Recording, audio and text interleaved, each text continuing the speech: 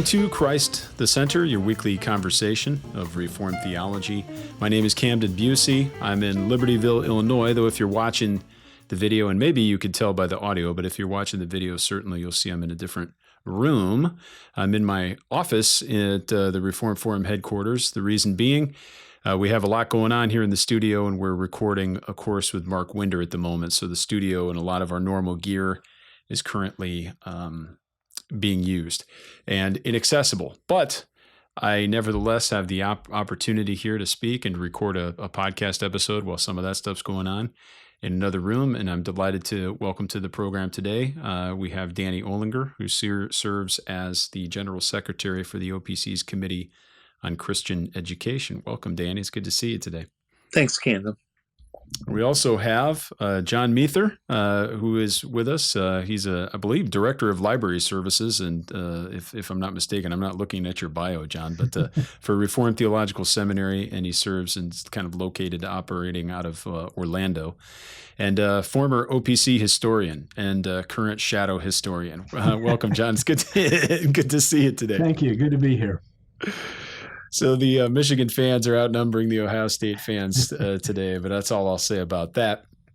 And we're happy to be back. It's a little bit of we've got 3/5 of our committee plus historian for the OPC, and we're excited to talk today about some important OPC history, but some history that extends beyond just the Orthodox Presbyterian Church, because we're talking about J. Gresham Machen and his book, Christianity and Liberalism, which has had a great impact on American Presbyterianism in general, but also upon just conservative and even more specifically Reformed thought.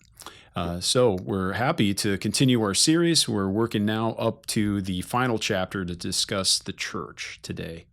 John, I'd like to ask you just up front, if I could. Well, first, maybe we'll even, before we get into Machen, we're going to want to ask you about your Table Talk article that was published a few months ago. But are you in a position where you're willing to share any information with people about some projects you're working on or anything up your sleeve, academically or writing-wise? Sure. I'm engaged in two projects right now. I am co-editing with John Fesco and Blair Smith a commentary on the Westminster Standards, from which we'll get contributions from members of the faculty at Reformed Theological Seminary. Crossway gave us a contract for that. It's going to be another big book like the Covenant Theology book we did a couple of years ago. So that's a project I'm looking forward to. And I'm also at work on a biography of Meredith Kline. I saw the two of you in Willow Grove a couple last days week, ago, where I spent the week reading Kline's mail, and it was fascinating. A lot of wonderful stories to tell as Danny is exploring himself. So that's something I hope to complete in a couple of years, and I'm having it's a thrill to put it together. That's great. I'm excited for you. I'm looking forward to reading that when it's ready. I've been able to read just a few pieces out of that archive, but it's certainly amazing. I think I told you last week, but the more that I read Kline's personal correspondence, even things, that are touching on some sensitive subjects. Kline was involved in a couple things theologically and professionally that, a lot of people have strong opinions about. I'm thinking about the Norman Shepherd affair in particular.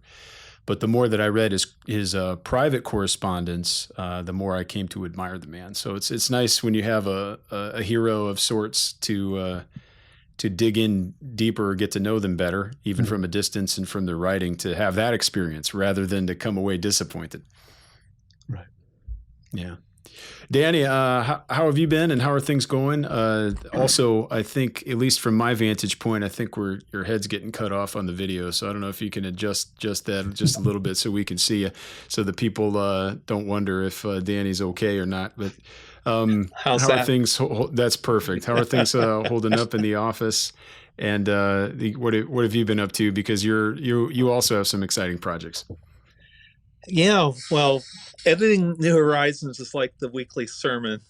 So in that regard, it's a privilege. And report on the OPC and to have that vehicle, but also been working on Kline, and hopefully by this weekend we'll have the manuscript completed on Kline on Revelation. Wow.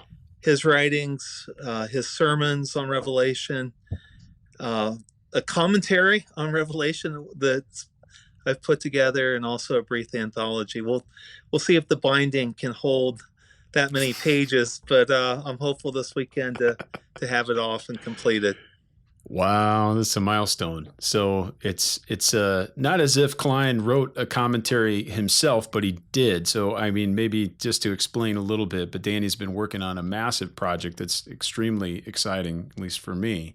And I think lots of people will benefit from it. But in a way, Danny's taken all of Kline's writings on Revelation, which cover the whole sweep of the book, and have put them together in a very useful format. So there's a lot of material there, which includes what is THM thesis, articles, treatments from a variety of places, and organized it in a way where readers are going to be able to access this as if it was written just, for somebody who's studying the book of Revelation or preparing sermons.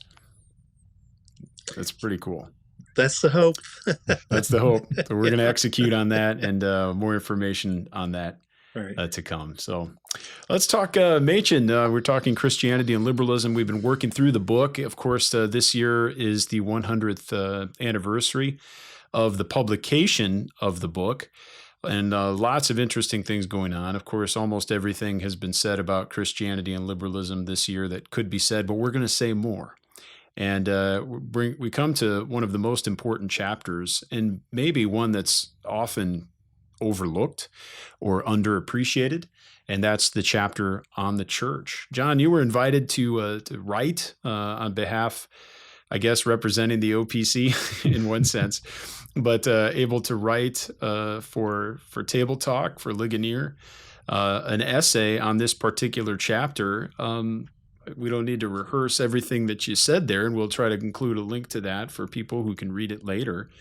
But what are your general thoughts? Maybe you can introduce this to people and explain why this is such a significant chapter for Machen. Sure. And why it should be for us. It was a privilege to write for Table Talk. It was their February issue devoted to the book, and there were contributions on each chapter. And I was happy to write on chapter 6 on the church. I was tempted to title it the chapter nobody read. Tongue in cheek, I knew that wouldn't be accepted, but I do think it is an overlooked chapter. I do think that readers might assume it's an appendix to the book.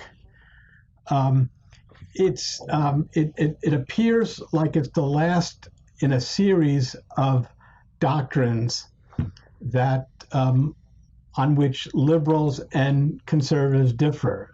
Machen has gone through doctrine of God, doctrine of man, the Bible, Christ, and salvation.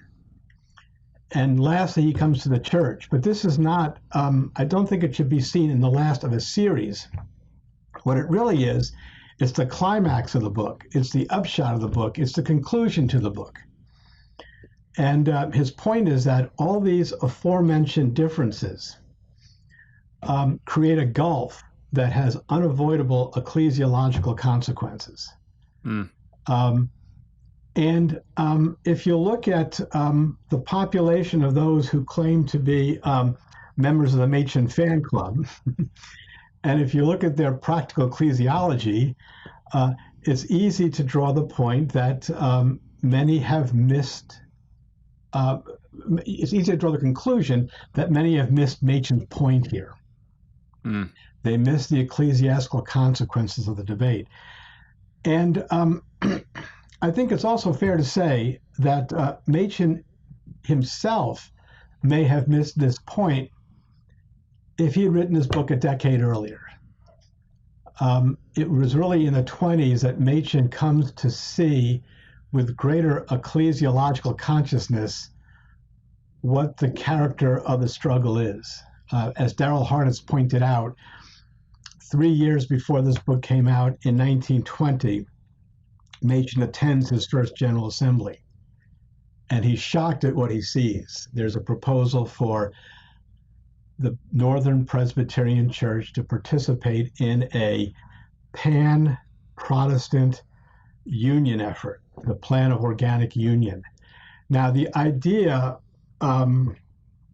is voted down decisively by the General Assembly, but the fact that it was even given consideration, and worse yet, promoted by his colleagues at Princeton Seminary, gave Machen great alarm. And I think this fuels his focusing on ecclesiology as the conclusion of this book. This crisis, this Presbyterian controversy, requires a Presbyterian solution. And I think that non-Presbyterian readers will find this argument here somewhat inaccessible because they don't see the Presbyterian logic that Machen's engaged in. A separation between the two parties, he says, is the crying need of the hour. A very straightforward appeal to honesty that commanded the respect of a lot of readers like H.L. Mencken, who described himself as a friendly neutral in this debate. But he was willing to see, and other secularists were willing to see that Machen was right about the way this crisis had to be resolved.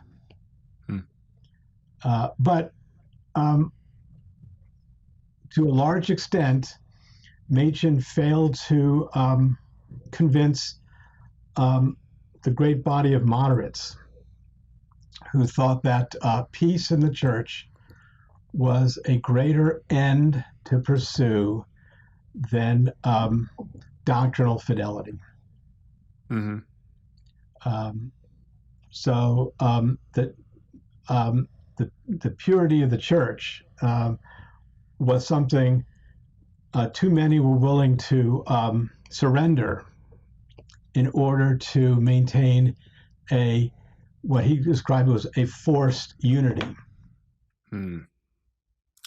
I see on page 159 along those lines, Machen explains that at least in his estimation, the contemporary church had become compromised by admitting, and I quote him, great companies of non-Christian persons, not only into her membership, but into her teaching agencies, end quote. And then he kind of expands on that, at least for the next 7 pages in various ways, talking about how to resolve it, talking about the future, and really, I guess, hoping that the liberals would just leave and kind of form their own church. At least we'd talked in previous chapters about how the Unitarians, who you don't agree with at all, at least they had the decency to kind of do their own thing rather than try to co-opt the Presbyterian church. But truly, this isn't an exaggeration. I mean, we have all sorts of really non-Christian thought. Jesus isn't the only Savior or the only, it's a vast inclusivism that is at work in the PCA, and the moderates. Maybe they don't personally believe all of those things, but they're more than willing to tolerate them for other reasons. Right. In fact, Machen in this chapter anticipates another option for moderates. Some, he said, might gravitate towards a functional independence. My church is orthodox. My presbytery is sound. Now, I can't but think that he has the likes of Clarence Macartney in view here. But this is not a Presbyterian option that Machen makes clear. This is a fragile, counterfeit, and unsustainable piece. And he's going to prove to be completely prophetic on that point. Mm-hmm. That was kind of the way my church was growing up. I grew up in the main line, in the PCUSA, and as far as PCUSA's goes, very conservative. I imagine a lot of CRC people have this similar experience, at least back in the 70s and 80s, where it was a rural church. But they, other than the fact that they're egalitarian, they're Calvinists, a 5-point Calvinist pastor held to the inerrancy of Scripture, but functionally independent, because they just said, well, as long as our presbytery or the denomination doesn't make us do things that we think are incorrect or against the Bible, then we'll hang around. And we just won't send our money to them. Right. and so it's in that sense, you really cease to be Presbyterian. And Right. that's just, as you indicate, not an option for Machen. And of course, eventually the denomination will make them do things against their Eventually, conscience. yeah. The conscience clause is always has an expiration date. Yeah. And that church, for anyone that cares, is the church where I grew up has since left. They joined the EPC in the early, 2010s or thereabouts. So. And the language Machen uses here is corporate witness. It's the corporate witness of the church. All the officers of the church are responsible for the teaching from all the pulpits. He writes, no individual is walking upright according to the truth of the gospel if he acquiesces in a corporate witness that is false. And so you can't hide behind your congregation or your presbytery. What were other voices saying at the time, either John or Danny? Was this sentiment shared by many? Is Machen a great outlier in terms of demonstrating this type of robust Presbyterian ecclesiology? I would say he was somewhat of a unique voice, and that was seen in actually how people reviewed the book and how the church reacted to it, because there were fundamentalists who were arguing the case, but sadly, they got caught up in things like premillennialism. They would argue in regard to evolution and things like that, or inerrancy. And not to take away from the latter two, but it ended up, as Darrell Hart has argued, it ended up overshadowing the main issues. And that's what's so great about not only this book, but also this closing chapter, because Machen's getting back to the great issue. And the great issue is, if you're going to devalue in the supernatural in Christianity, and if you're going to devalue the soteriological and the work of Christ on the cross, and you're going to devalue the eschatological, where the Christian is going and what the church's goal is. Remember, Henry Sloane Coffin had said that the church's sole purpose, was to build the kingdom of God on earth. And with that, he meant to social activities and things like that. If you're going to do all this and think it's not going to have an impact upon the doctrine and life of the church, Machen is saying you're so sadly, tragically mistaken. He's saying, look, liberalism is not only not Christianity, it's going to give birth to that which is hostile to Christianity. And in the 100 years that followed Christianity and liberalism, if Machen hasn't been proven right on that point, prophetic, I don't know what else can be said. I mean, we are living in a post-Protestant secularism that he basically told everyone at that time, look, like John said, you might have a conservative congregation, you might have a conservative presbytery, but this is where this is all going, because this is incompatible with biblical Christianity, with supernatural Christianity. Yeah, I would say, if I could add to that, one of the problems that ensues from this is that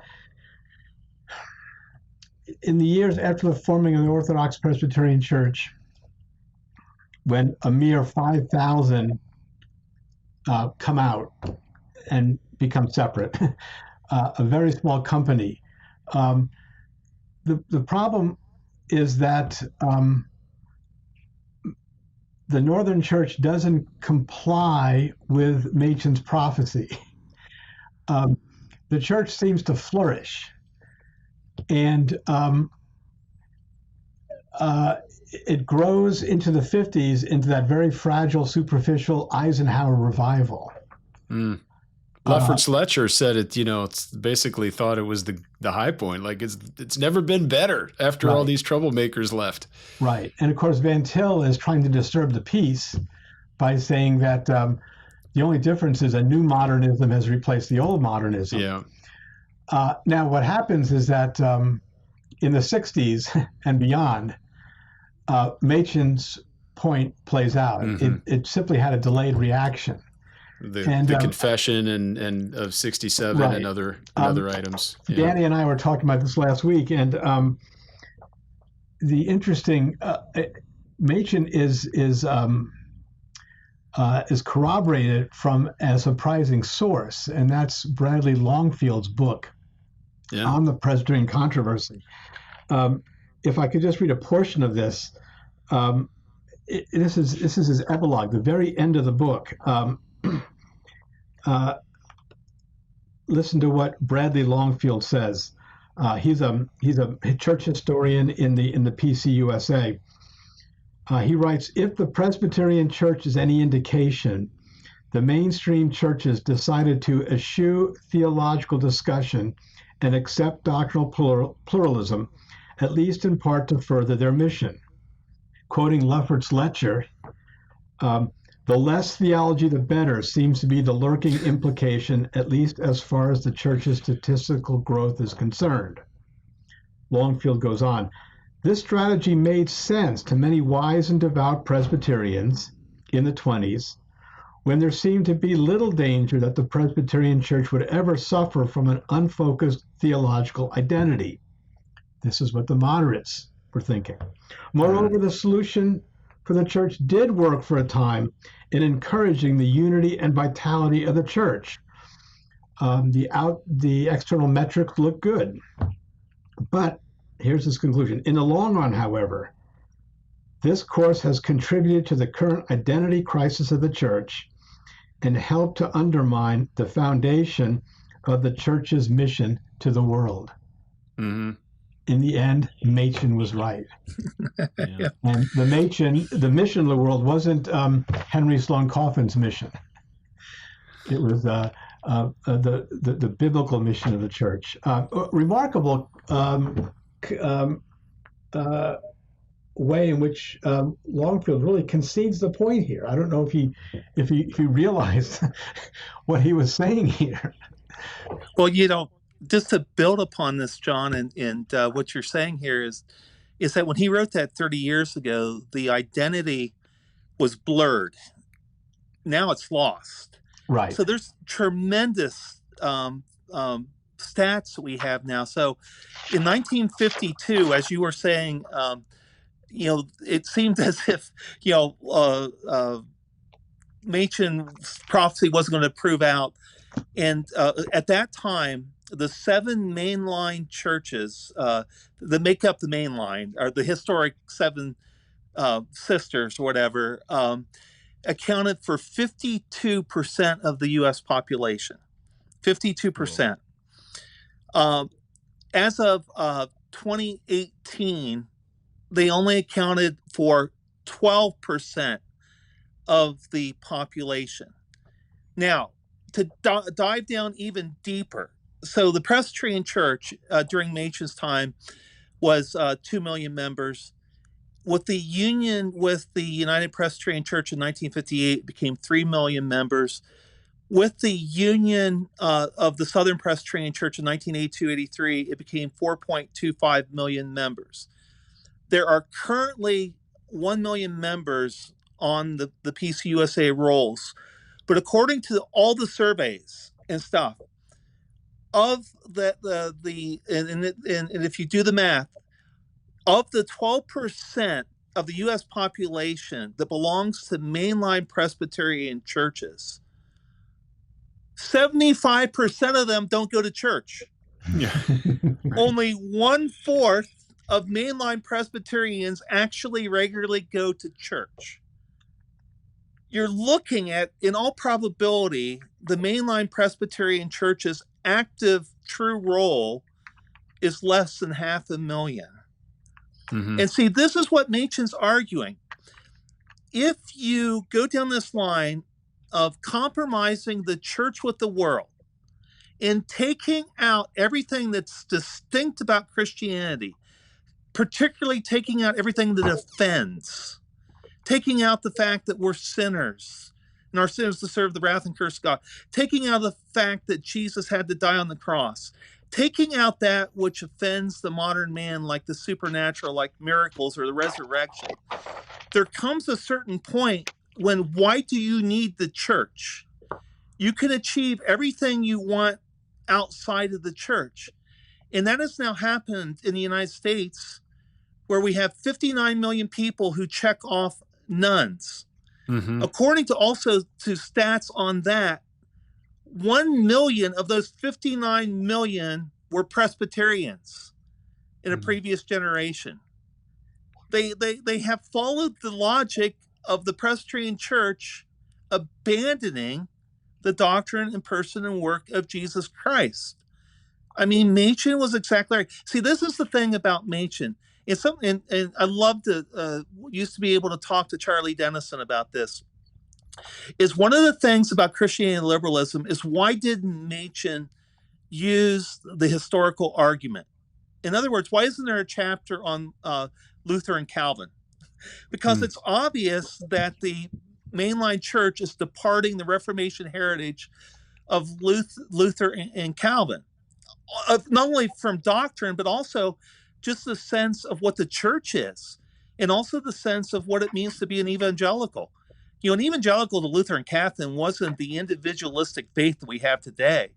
To be evangelical was to belong to a church. It was a corporate identity, a church that preached the gospel, that had the supernatural at the very foundation in the Bible and the person and work of Christ. Why didn't Machen make that argument in a chapter? And Charlie said Machen thought that type of argument from history was inferior. He wanted to argue the logic of the ideal in regard to where this takes you. So there's that section in the book about where he says not every liberal is going to hold every item of the system.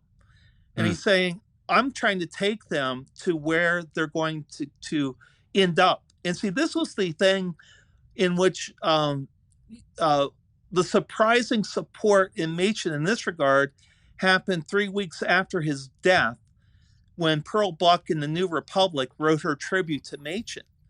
And that's basically what she's saying. She's saying that, look, I didn't agree with Machen's ideas at all. She thought they were repugnant. But she realized that he was arguing the logic of the case. And he would reach out to her, and he's saying, look, I am, this is not personal. I don't like your ideas because this is where I believe they are going. And so that's his methodology in regard to, it was a Princeton methodology. He's trying to have the superior argument on how to do this. And so he's arguing more like in a proto-Fantillian sense, these are where your presuppositions are going to take you. At least that's how Charlie would read Machen here. Yeah, on that point about the plummeting numbers in the mainline church, it's losing meaning and members. I'm reminded of a book that came out maybe 30 years ago. Erdman published it. It was called Vanishing Boundaries. Yes. A book by some Christian Reformed sociologist of religion. And Hogue, Luden were two of the authors. Right. Yeah. And they mentioned that the mainline, in effect, what they're saying, the mainline are suffering from the success of their catechesis. They're catechizing their children to the effect that the church is with the world in its mission. It's Right. it's a imminent. The kingdom of God is here, play out in social justice and other noble causes. And their children are raised and they come to adulthood and they see no compelling reason to be a Presbyterian, to be a Methodist, to be an Episcopalian. There's nothing distinctive about it. That's the success of their unintended catechesis. And it's interesting that Machen, at the end of this chapter, he goes on to suggest the tasks that the church must engage in. And there are four of them. The fourth one is a revitalization of the educational program of the church. We can't defend doctrine if we don't know it.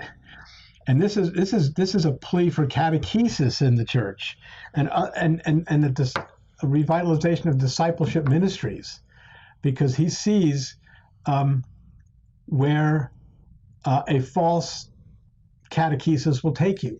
Once again, he's predicting this future for the mainline church. As Danny, as you've observed, this is the phenomenon of the non-vert, right? Right. Yeah, describe that book you've been telling me about last week. Yeah. There's a book that came out in the last year that argues that when you have the category of nuns on the surveys, the 59 million member group, that it really needs to be broken down in regard to a more exact categories. And what Bullivant, I think it's his name, I might have that wrong, says in this book is that you need to look at how many have left Christianity in regard to becoming the nuns, and then you need to really analyze that.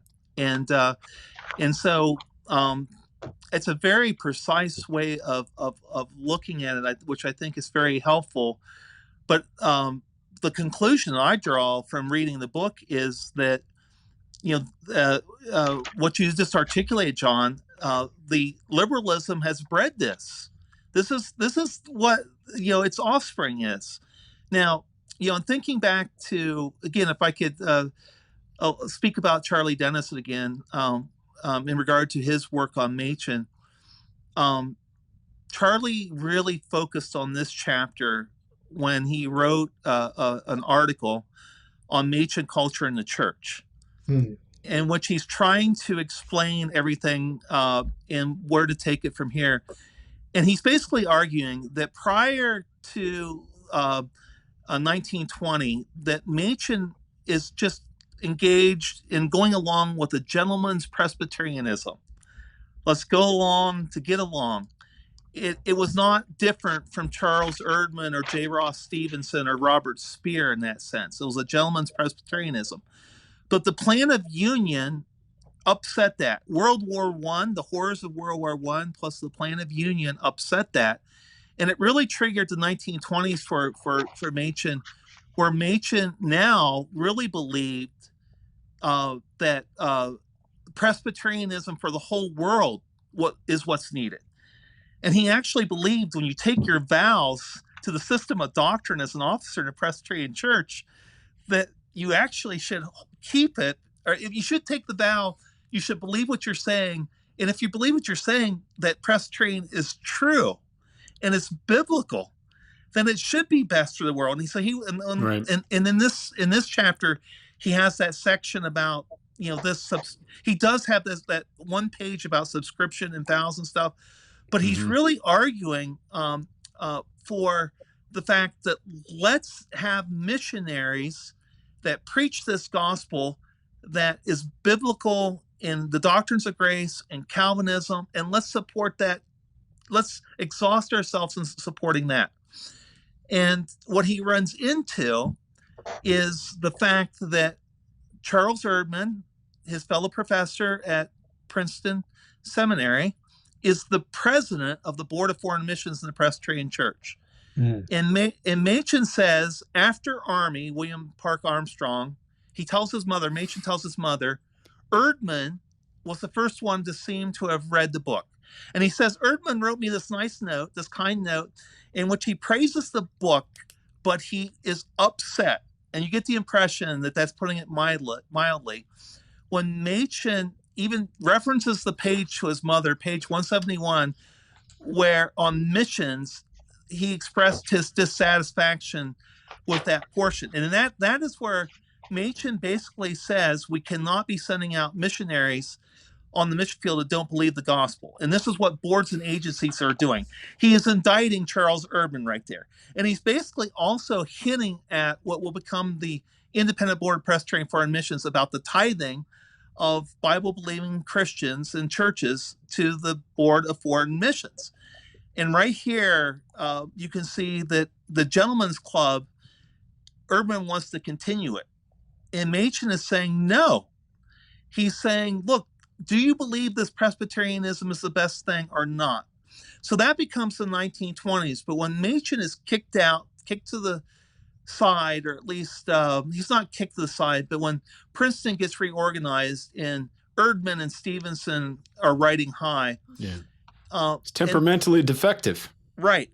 and he actually puts into view, what will become the OPC. Then the question becomes the church versus the church. That's what Charlie says. And what Charlie's arguing is not only what the PCA was theologically, what it had become in these things, but also what the church should be.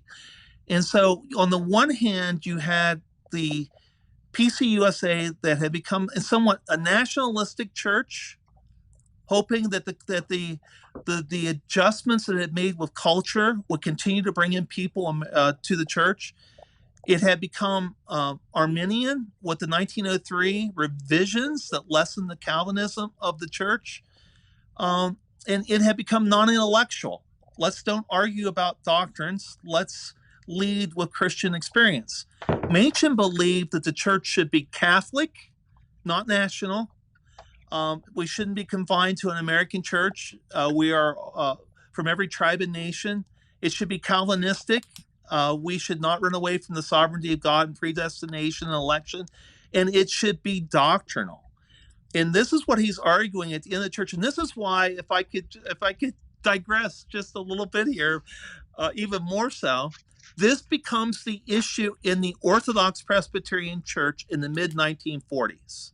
Right. The very things that Machen is arguing become the battle between Gordon Clark and Cornelius Van Til as the heads.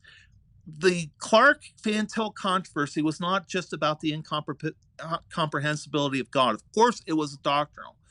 But it was about this very issue at its heart. Would the OPC be a national church that was seeking a place in the culture, or would it be a Catholic international reformed body that was willing to die to these things in order to be true to the gospel?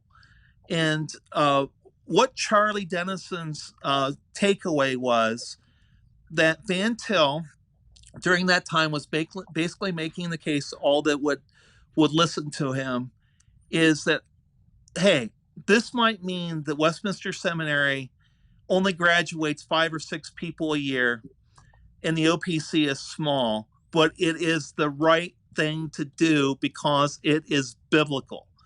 And he's basically saying, why did we fight this fight if we're going to just go back to a sanitized version of what we came out of? And so this is the argument that Paul Woolley is making in the 40s with Muether. This is Van Til's argument. This is Ned B. Stonehouse's argument. This is R.B. Kuyper's argument. And so in regard to people not reading this last chapter in Machen's book, I think it's actually so much the key to OPC identity, because we've always struggled with those. On one hand, we embrace and we rejoice with those who catch the soteriology. And we are so thankful.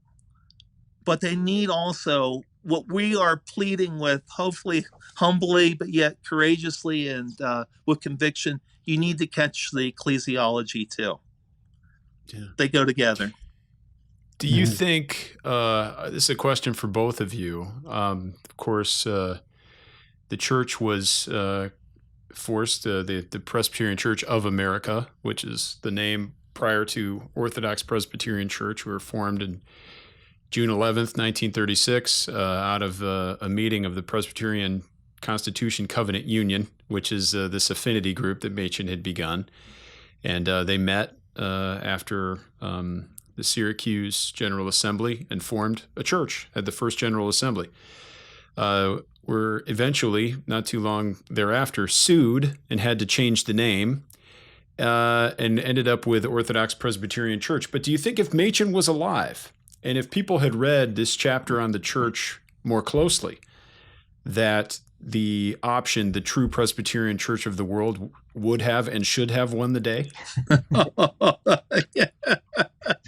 Well, the true Presbyterian Church of the world was one of the names that was nominated at that special General Assembly. I can't help but think that was done tongue in cheek. Of course. We can't be the true Presbyterian Church in the USA. We'll be the true Presbyterian Church of the world, all 5,000 members of us. Right. But there was a lot of debate about that name, and for many it became by default because other names were simply defective or connoted the wrong sorts of things. Yeah. It is Charlie actually made this point. Charlie Dennison, he discovered a piece Machen wrote shortly before his death about what should we call our movement, and he looked at terms like conservative, evangelical. Those were too vague. Fundamentalist distracts us because fundamentalism was taking on certain connotations. But he said we can hardly do better than to resurrect that word orthodox. This describes what we're about. We're defending Orthodox doctrine.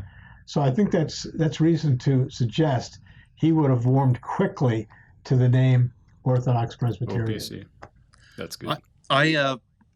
In regard to Machen, the name, that happened in 1938, and right. I think if the Lord had preserved Machen, that we would have fought it, because Machen did have the financial resources to fight in the courts. Things were so bad in 1938 that Robert Marsden, which would be George Marsden's father, had become the General Secretary of Home Missions, and he reports, he tells the account on the 10-year anniversary of the church, that in this first month he was able to pay the home missionaries and the foreign missionaries their full salary, $100 a month. And but the next month he could only pay 50%, which meant they were only getting $50 on the month. And then the third month he could only pay 31%, which meant $31 was what they were receiving. Marsden said, in light of that, he thought that he needed to go out to the churches and to really stir up giving. And so he goes and he's on this tour to stir up giving. And he goes to a minister's family that is so thankful to be in the OPC, or in the church at that time. The name, it was still the Presbyterian Church in America at that time. But this is the summer of 38. And they have potatoes for morning, they had potatoes for lunch, and they had potatoes for dinner, because that's all they had. He said they were made differently each time. They tasted just fine, but they had potatoes.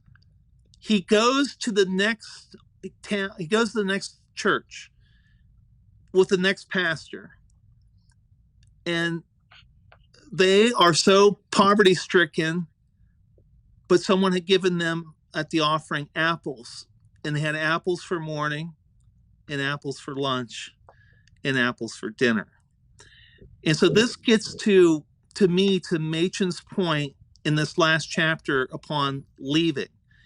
He says that if the liberals leave, and if their ideas have the back, if these ideas are the right ones, they will be okay. They'll suffer short-term loss, but they'll be okay in time if their ideas are sound. And, I couldn't help but to read that in regard to, our church, making it through the 30s when we get started without any buildings and we're going through that poverty. And now to be a part not only of a growing church, but also to be a member Catholically of other Reformed Bible-believing Presbyterian churches and Reformed churches throughout the world, that is growing and is larger in size now in the PCUSA, makes me think of Machen's words there, that in regard to this, we should never despair. And when he writes that in this chapter, that the Lord is in control, we shouldn't despair, I can't help but think of the influence that he had upon Cornelius Van Til, because that's a line you would have gotten from Van Til. Van Til would say, "Stop! Don't be complaining. You're so blessed. Be rejoicing, and rejoice even in the suffering that you're undertaking." And see, that's to me, that's what the prophetic nature of this chapter is, just so powerful in every direction. And that's because I think he got the doctrine of the church right. And, I've been thinking about this in regard to Martin Luther and Erasmus and the debate in the Reformation, in which the bondage of the will and the freedom of the will, which was really central to the whole Reformation. And Erasmus had basically said, "Let God be fair," in his book. And Luther responds, "Let God be God." Well, when you think about the church, what was going on in this conflict is many were saying, "Let the church be modern," and Machen was saying, "Let the church be the church. Let it stand beside the historical person and work of Jesus Christ and the Word of God, and be what may." That's to me what's makes it so thrilling. Every time you pick up Christianity and liberalism, it's just it never disappoints. It never gets old. Let me ask you an ecumenical question here relative to OPC history, and these are themes that both of you have already raised in this brief conversation. But of course, Ned Stonehouse, one of the first ministers in the OPC, Machen's colleague in the New Testament department. They were the New Testament department at Westminster. And then Stonehouse picked up a lot of that slack and in many ways filled several gaps after Machen passed away, denominationally and at the seminary. Stonehouse spent a good chunk of his life working on ecumenism and trying to develop a reformed ecumenism and trying to connect the Orthodox Presbyterian Church to other faithful confessional reform bodies. But when we raise the question of ecumenical relations, you're always trying to keep, you ought to be trying to keep two things together. I don't necessarily like balance as if there's they're in competition with one another, but there are two factors that if you don't keep them both in mind at the same time, you end up going off the rails. And that's the question of the oneness of the church. Jesus prayed in the high priestly prayer that his people would be one. So there's always this, and should be, a desire and a tendency to unify with other Christians. But Jesus also prayed that his church would be sanctified, and sanctified in the truth, by the truth, in the word of the Lord. So you also have to have doctrinal purity. You have to have a unity, but a unity that is based on something, and that's pure. Machen identified that was a major problem in the PCUSA here in 1923. Liberals sought for church unity, but they did so at the expense of doctrinal purity. And they believed that these doctrinal matters that Machen and others were raising were just trifling matters. But the conservatism that Machen was advocating could not compromise those beliefs, such as the resurrection of Christ, the bodily resurrection. Machen emphasized the importance of honesty in this matter, which it was very refreshing. This is common sense, but he's just encouraging people to be honest. Even on that small point, he's not even necessarily giving an apologetic to say, hey, you should believe in the bodily resurrection of the Lord Jesus. But of course, he wants that and he believes that. But he's just advocating for honesty. At root, he's saying the liberals were dishonest and they should become more like the Unitarians. In fact, they could probably just join the Unitarian Church and move on. So I'm curious what your thoughts are on this development of ecumenicity. I mean, Stonehouse died in 1962 and didn't get to see perhaps the ecumenism that we have today, which I think he would have been very happy with, the form of it that we experience in NAPARC and ICRC. But there were some fits and starts with other organizations, some cooperation with Carl McIntyre that a lot of people didn't like and that eventually fell through, but back in the 40s and 50s. But it's important here, and I think Machen certainly was an advocate for an ecumenicity that was based on confessions and trying to be as connected and live in harmony with other faithful bodies, but it always has to be based on God's word. And even more specifically, our Reformed confessions as helpful, as containing the system of doctrine as explaining the system of doctrine contained in Scripture. Well, yeah, I think the OPC and other confessional Presbyterian bodies have understood ecumenicity to be a very important goal to pursue as a church, but it's also a long conversation. Yeah. And a superficial view of ecumenicity that can't imagine anything beyond organizational union is a false ecumenicity. Listen to what Machen says in this chapter. Nothing engenders strife so much as forced unity within the same organization of those who disagree fundamentally in aim. That's not Catholicity. That's not ecumenism. That is that's going to build strife. It's not going to put an end to strife. We need to think, as a friend of mine put it, ecumenicity involves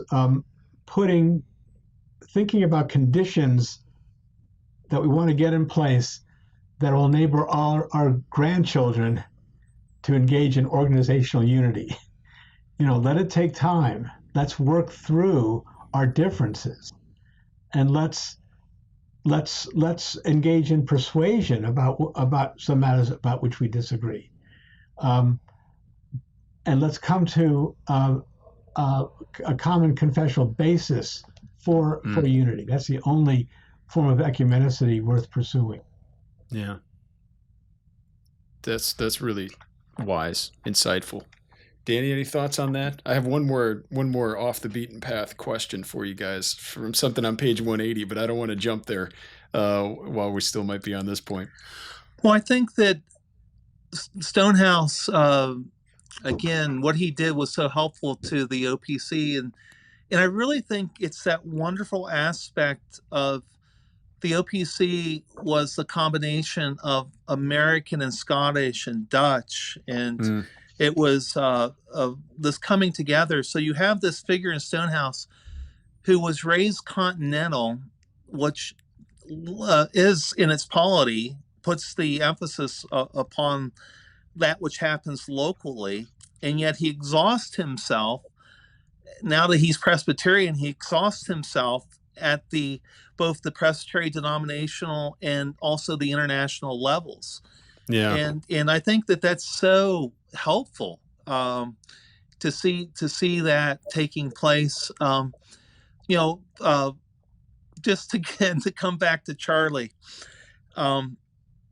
he Charlie, I believe if he had lived, he probably would have written about Bruce Hunt in Korea, because of the fact that Hunt's labors there, the Lord used, and others who followed, had as a great of impact missions-wise as anywhere in the world in the 20th century. But the fact of the matter was the OPC mission in going there was dirt poor. I mean, I don't even know. They would have to rise up a level to get to poverty. I mean, we were just, we were only there because we wanted to share the gospel. In other words, we wanted to have the worship of the Lord established in that place according to his word. And that led over man's needs. And the Lord used that. And Charlie would say, in the United States, the OPC's just the most insignificant body. You know, we're the nobodies and nobodies. But in Korea, the OPC is front page news historically, because we helped them in regard to the Lord establishing the church there. And I think about that with Stonehouse or with Fantil or with Hunt.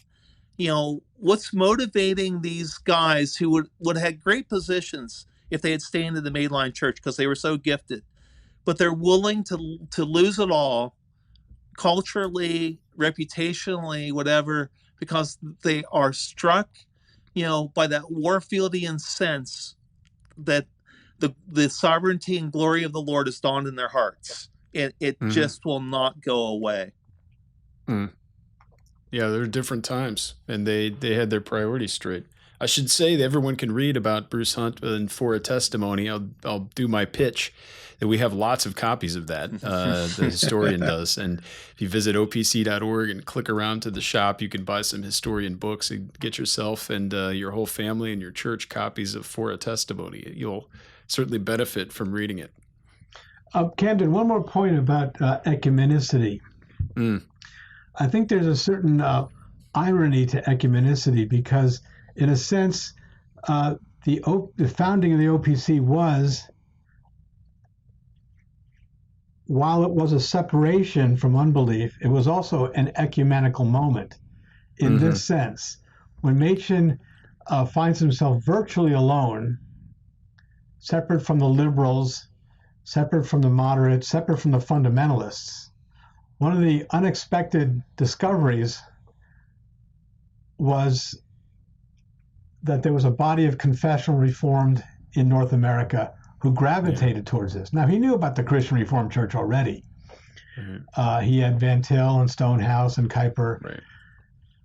But Machen sends Van Til, after the founding of the OPC, to the CRC Synod. And he gives fraternal greetings. And the CRC has a bit of a arm's length relationship to the OPC. It wants to see what this body is going to become. Because is it going to be fundamentalist? Is it going to be Americanist? What's it going to be? And they discover it's serious about being confessionally reformed. And there was a fruitful 2 or 3 decades of connectivity with the CRC. Many sons of the OPC and daughters went to Calvin College, for example. Now, progressives in the CRC would put that on a trajectory that would create an end to ecumenical connections. But I do think that the character of the OPC that emerged was one that prompted a fruitful time of ecumenicity with the Christian Reformed Church. Unexpected, but it was because they were willing to be separate from unbelief. Right. So there are sort of creative ways to get at ecumenical ends beyond simply plans for organic union. Absolutely. Yeah, that's really useful. Incidentally, there were some other issues later on. Stonehouse was trying to work this out and attended one of the CRC's synods. And they cited 3 reasons why they wouldn't receive the OPC into full ecumenical fellowship as a sister church, but received us initially as one step down. One of them was the issue of, I believe, confessional membership, and whether members actually have to subscribe to the confessional statements of the church. We just have, membership vows. Officers have to subscribe, but not every member. Number 2 regarded our position on lodge membership. Yeah. Even though we had a study committee report, I'm curious, they must not have been satisfied with it or didn't read it or something. The third thing was something called the Schenectady incident, which is really to our shame. It sounds funny, and I was like, am I missing this? There wasn't a chapter on this in Fighting the Good Fight, John. So I was wondering like what was going on. Had to keep some skeletons in the closet. It was a bad thing, and to our shame, but what had happened was there was a schismatic CRC group who broke off from their church, and they were received into the OPC's presbytery up in that area as a mission work or a church without, dealing with that properly and appropriately with the church from whence they came and the classes from which they came. So they were thinking, well, is this typical? Is this how you guys roll over there? And that is not a good reflection on us. But over time, I mean, things got better, and we were received into fellowship until they had to leave NAPARC for other reasons. So. Right, and that's let me ask you one. How this takes time. This is yes, it does. It's a long conversation. Let me ask you one question here before I let you guys go, and I've kept you too long, but. We joke sometimes about the hymns in the back of the hymnal, all right? And if we go back to the original Trinity hymnal, what we've affectionately called the blue one, there was a whole section of hymns or songs for special occasions that had a different font size for the title, almost indicating, these are different. And sometimes you find some of those in there that a lot of people don't like or wish they weren't there. Even in the Revised Trinity hymnal, sometimes the ones that are all the way in the back, at least in my congregation, you hear people saying, I don't like those, or these are too revivalist. It's funny.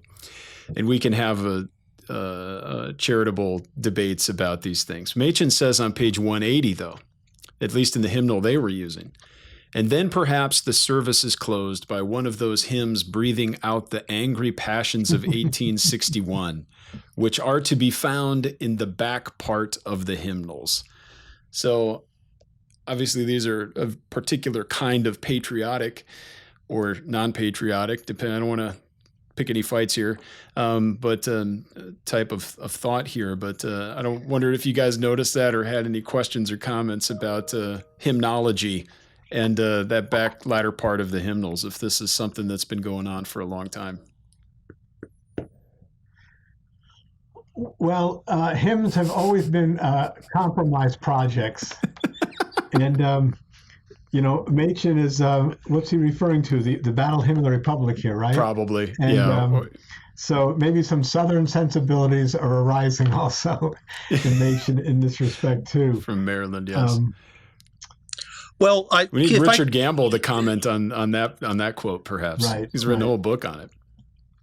Sorry to interrupt here, but I find Darrell Hart to be great on this very issue in his defending the faith. In that, what Darrell's conclusion here is that Machen's giving you a look at the typical sermon that's taking place in the Presbyterian Church, and it's crusading Presbyterianism.